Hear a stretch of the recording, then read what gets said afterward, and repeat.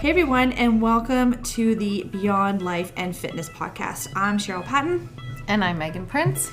We started this podcast as a way to connect with more people who are struggling to fit it all in. The workouts, the food, kids, work, and relationships. We know that we're not perfect, but we hope that through our struggles and our mistakes and our failures and our successes that we can help more people through their challenges and be successful. So if you want some tips and tricks to help you along your journey to be the best version of yourself, then this is it.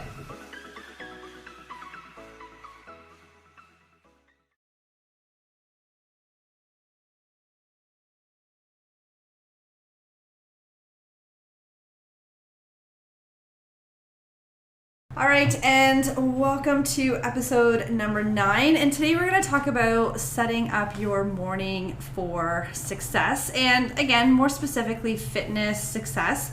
Because we all know getting fit takes discipline, it takes being consistent.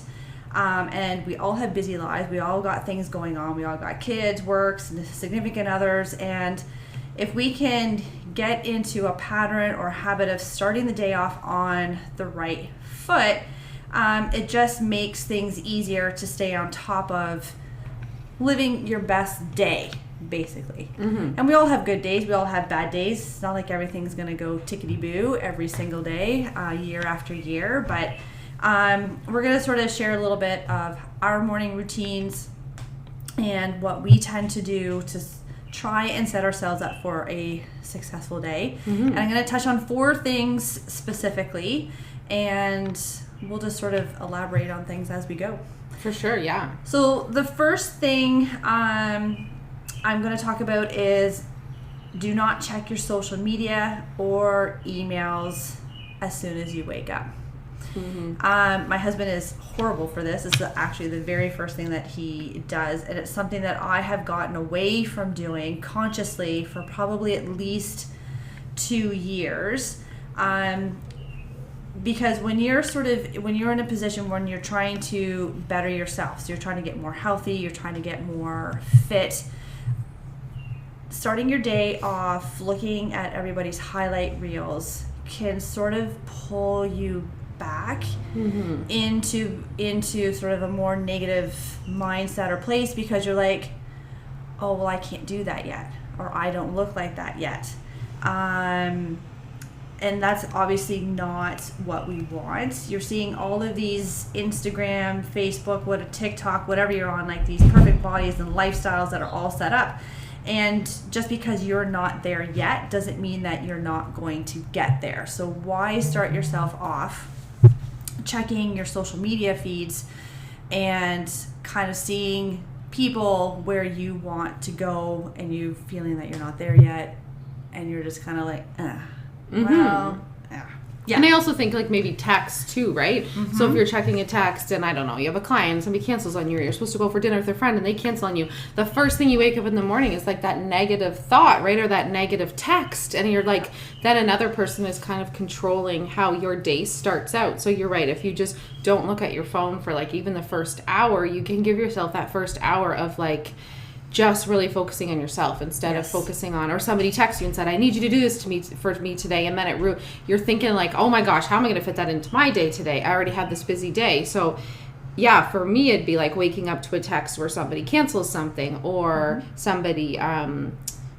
like, I don't know, I don't get mean texts, but say if you were fighting with somebody and you got this text first thing in the morning. So those are things that would kind of, pull your mind away from just focusing on what you need to do for the day and yourself. So I think, that first little bit in the morning for sure is and good. Again, like with the text messages, you can throw emails into that. It's like mm-hmm. It's like you're waking up and having to put fires out.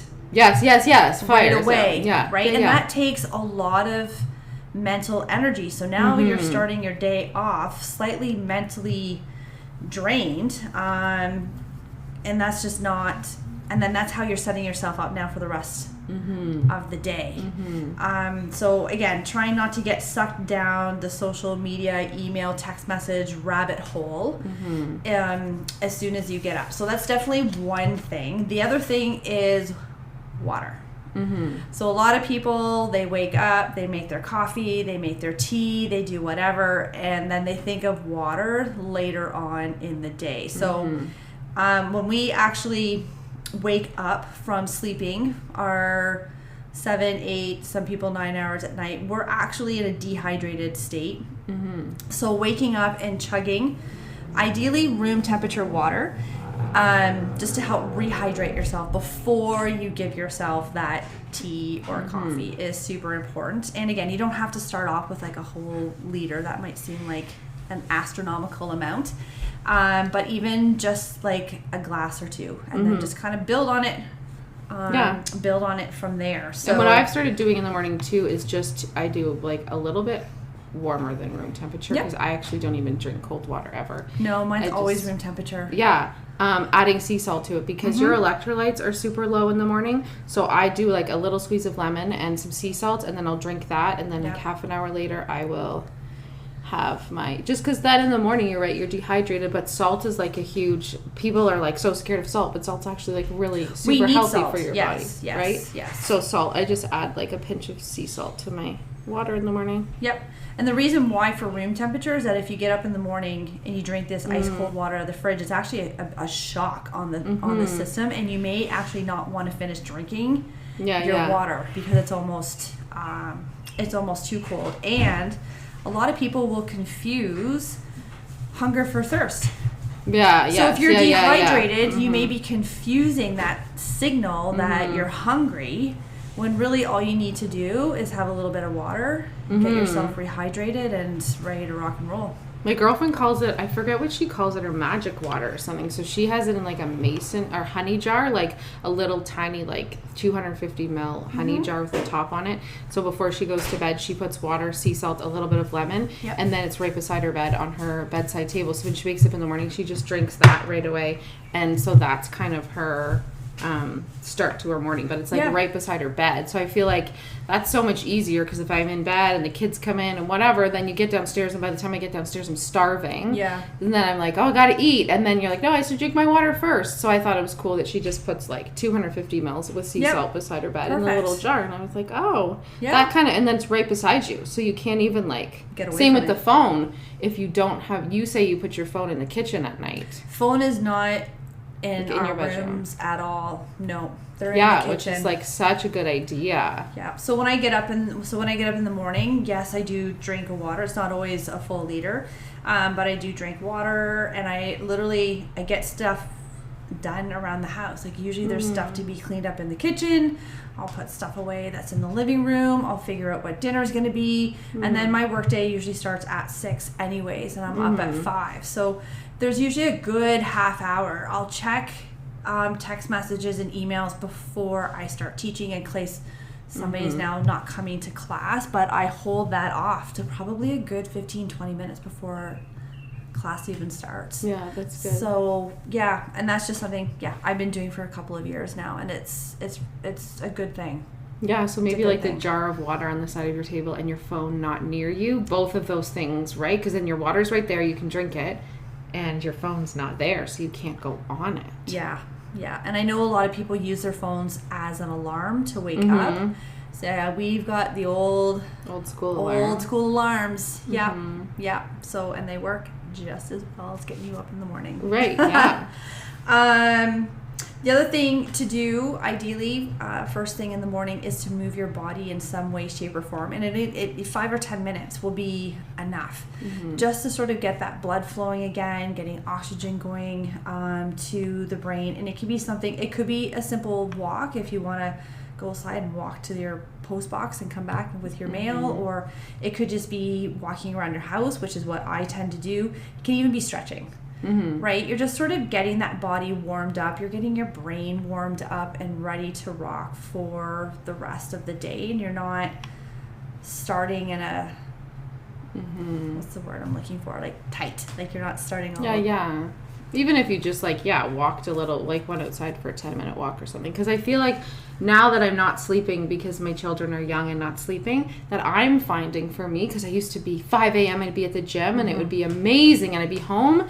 Now my best workout times are later on in the day because I actually feel like I have more energy because I have more food in my body when I wake up in the morning and I'm not eating. So yeah, even like a 10-15 minute walk. I have a spin bike downstairs and I used to wake up and just do 10-15 minutes of just the spin, right? Yep. Just to like wake yourself up, just to do something, and I was listening to a podcast the other day, this guy is the 5 a.m. Club. I think it's a book. Yep, I've got the book. But he's like 20 minutes of intense exercise, like right when you wake up, and I'm like, whoa! Like I would be, I don't think I couldn't do that. Yeah, I couldn't do the intense, but I could probably do like 10 squats, 10 burpees, 10 push-ups. And that would like kind of wake me up, get my body moving, and then maybe jump in a cold shower, because cold showers are amazing too to get up at.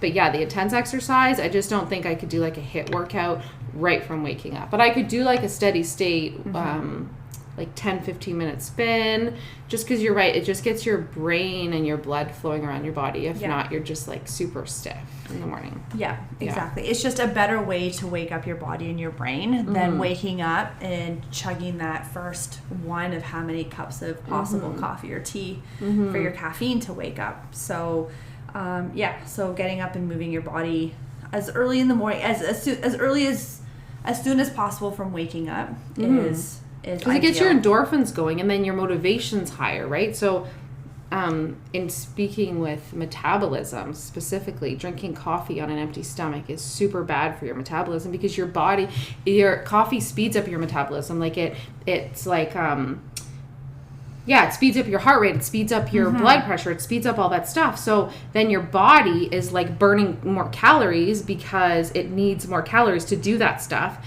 And then it's going, I need food, I need food, I need food. So if you want to speed up your metabolism, having coffee on an empty stomach is like the worst thing in the world that you could do for yourself, right? Because you're artificially speeding it up. Yeah, so if you just did 10 squats or 10 push-ups or literally just ran on the spot or did some jumping jacks or something just to wake up, it would be so much more beneficial. Or if you've got stairs in your house, up and down your staircase a few times.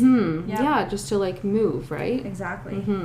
And then the last thing that I have to help start your morning off on a good day is getting your brain into some form of a gratitude type mindset. So in the mindset of being grateful for what you have versus on focusing on what you don't have. And we've touched base, I think, on this in another episode as well. And I know when we talked about manifesting in episode number 8, yes, you do want to think about what you want your life to kind of look like as you keep moving forward, or your career or your family life or whatever the case might be. So it's not like we don't want you to not think about the future, but at the same time you also need to be grateful for what you currently have and not be in that comparison game of, well, so-and-so is a very similar life situation, but they have A, B, and C, and I don't have any of that. So getting yourself, just even if it's just one or two things, getting up and just saying, okay, what am I grateful for already today, even though it's first thing in the morning and not a lot has happened, hopefully. Are you grateful? I'm grateful that I get up and I've got, the perfect clothes. I got great clothes to be wearing to work today. I've got shoes to be putting onto my feet. I've got, the list can go on. I got a roof over my head. I've got food that I can have for breakfast. It can be endless what you are grateful for. And sort of getting into that grateful mindset will help you stay positive and get things done that day that you should get done. So you're going to be at a higher probability of getting your workout done, eating better meals throughout the day, making better choices in terms of your meals. You're just kind of setting up your head for greater success as well if you're feeling in a more grateful state. Yeah, for sure. I think all of those, and I'm in this different, like, just different life set, I think, right? Where my kids are really young. And for me, I find setting up the morning is really hard. So I would love to have this, like, perfect looking morning where I get up, I go to the gym, I'm back, whatever. But it depends on, for you guys that have, like, really young kids too, like, how much did our kids sleep last night? How much sleep did I get? How many times were they up? Like, sometimes it's just so frustrating. You get up and you're like, oh, I was going to do my workout in the morning. It sounded so great. And I would get up early and I would feel good. But then you get up and you have a headache and you're tired. And so I think the biggest things I would say for me with the young kids and having the unpredictability of it would be that I have healthy food cooked on hand. So that's, like, my biggest one, the day before, or knowing, like, if you're trying to live this life, my morning for success has to look like, okay, I have food prepped for the day so that I know I'm going to be able to fuel my body properly. I make time for self-care. So in the morning, it depends. The night before, I always plan, like, on a calendar, almost on a weekly basis, where my workouts are going to be during the week. I always know exactly when I'm going to work out. It's like an appointment. I don't break it. Yep, same. But on days like today, which my daughter's sick, I'm exhausted, I just feel like I'm kind of behind with everything, that I'm like, okay, well, everything has to change and I have to be super flexible about when I'm going to be able to get to the gym, when I'm going to be able to get that in. I won't ever compromise fitting in that time for myself, because I think that that's super important. But yeah, sometimes on a daily basis, I have to reset my morning and think, okay, well, my day's not going to go exactly like I wanted it to go. It's not going to go exactly how I planned it to be today. And that used to be like, wake up the kids in the morning, eat breakfast, we'd be at the gym for 9:30. And I remember, and then we would do an hour workout or whatever. They'd go to the daycare, and then we'd go and do a play group or something after. And I remember a couple years ago, I don't even know how old my kids were. I think Isabel was probably only like 1.5. And there was this huge snowstorm, like massive, like crazy. You could not drive in it. And so I get up 9:30 in the morning, or 9:30, we're all in snowsuits, because I'm going to walk them to the gym. And I'm like, no, I am not doing this. I'm not giving up this time for myself. And I'm like, we're doing this. And, like, we're, like, way down from Movati. And I was like, we got to do this, packing them all up. And then we get out there, and I just stop in the middle of things. I have 3 kids. We're in the snow, and I'm like, we have to get to the gym. Like, this is how it goes. And in that moment, I was just like, okay, like, something has to give. You're not going to be able to live this life of inflexibility with children. So I am not willing to give up any of those things for myself. So yes, do I wake up in the morning and I'm grateful for things? Some mornings, it just takes everything I have to be positive. For sure. For my kids. Like, just to pretend and fake that I'm happy.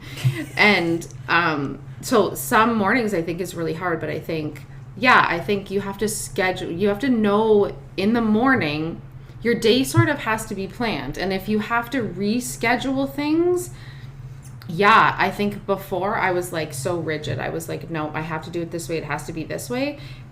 And I kind of gave myself that grace. But the biggest key is that you still have to do those things during the day. Like, I'm not working on 9:30 exactly in the morning. It wasn't at a gym that day. I think I did some training at home, which is totally fine. After we've lived 2 years of COVID, we all know we can train at home and still see results and still be fine. Yeah. But it was just this rigid part of my life. And so setting up my day sometimes just means, okay, take a breath, think about the rest of your day now, and now what needs to change, and where can you kind of compromise a little bit, but still not give up that time, that self-care time for yourself. And sometimes, as moms, maybe you will have to, because there's literally like no time.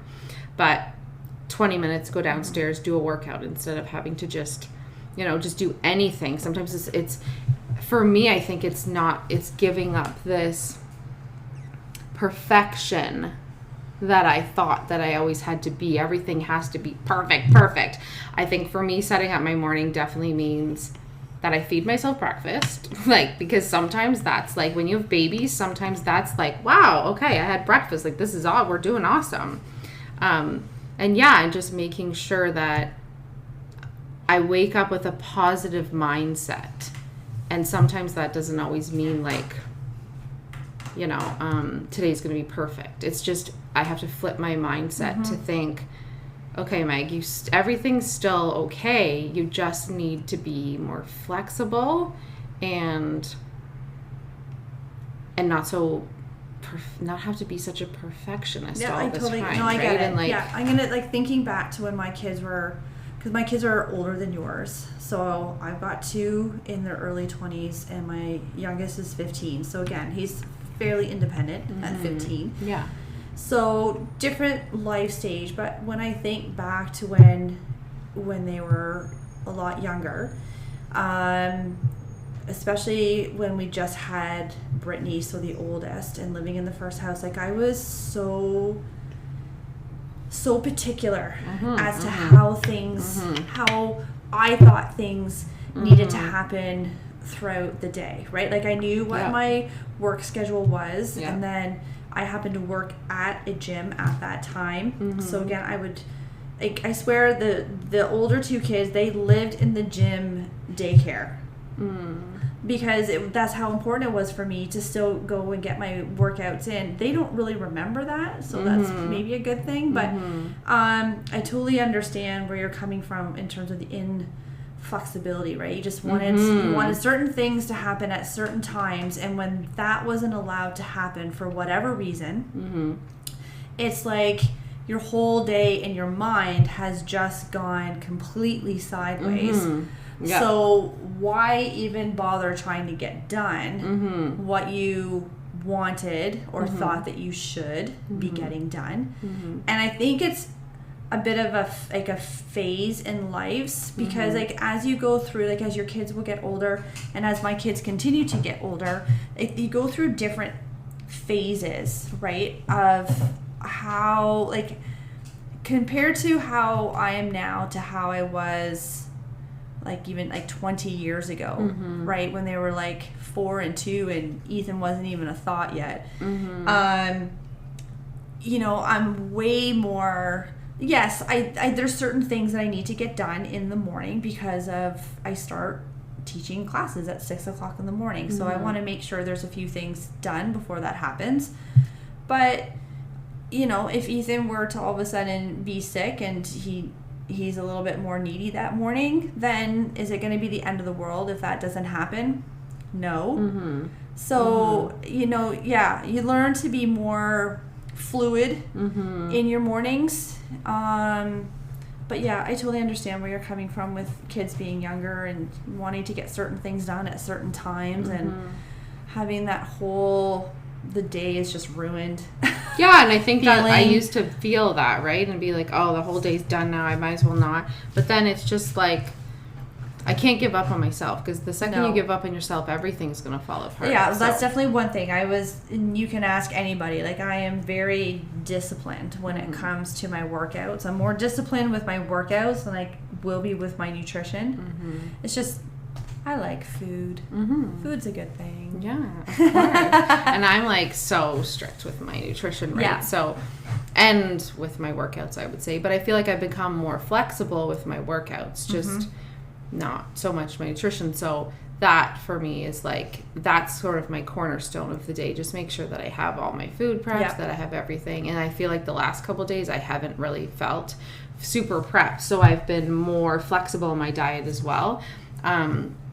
Not crazy, but just, you know, filling macros in different ways, whatever. But I think, yeah, with small kids, it's like you have to wake up in the morning and kind of set yourself up for success by, just doing little tiny things, like maybe have your glass of water beside your bed. Maybe just do something like quickly for yourself where you're listening to go for a 10-minute walk or something.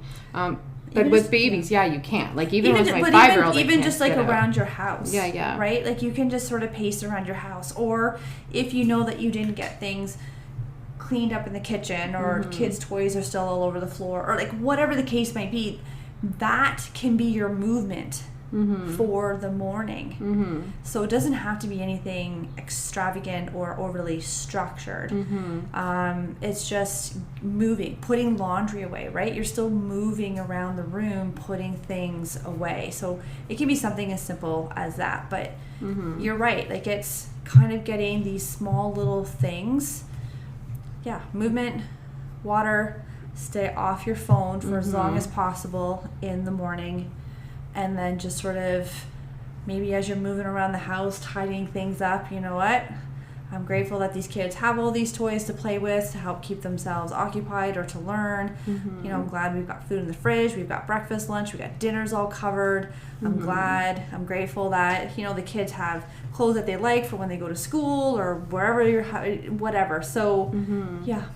Yeah, I think your day's success has to do with things that you're not willing to compromise on, right? Control what's controllable. Yeah, so control what you put into your mouth, how you think in the morning when you wake up, how you're gonna, if something pops up during the day, how are you going to not let that derail you for the whole entire day? Yeah, sure, maybe you'll have to work out at 8 o'clock when you get the kids to bed for 20 minutes or something, but what things are you not willing to compromise on? And then those will always stay in your day, right? Those are things that you're not willing to, like, you're not willing to give them up. So you just schedule them into your day and just in the morning and just know, no, this is happening, like, come hell or high water, I am doing this. So, and it will eventually just become a part of your day once you start doing it often enough, which hopefully will be every day. Even if you just pick one of these suggestions, even if you just pick one and start with that, and then you can stack these ideas one on top of the other once you feel like you've got one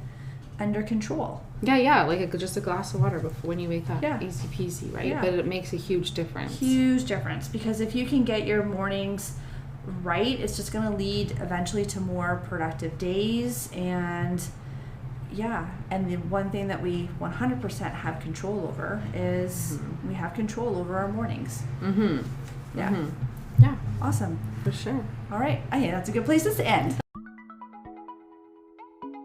Thanks everybody for listening today, and we truly appreciate you. And let us know what your biggest takeaway was today, and if you have any questions you want answered on the podcast.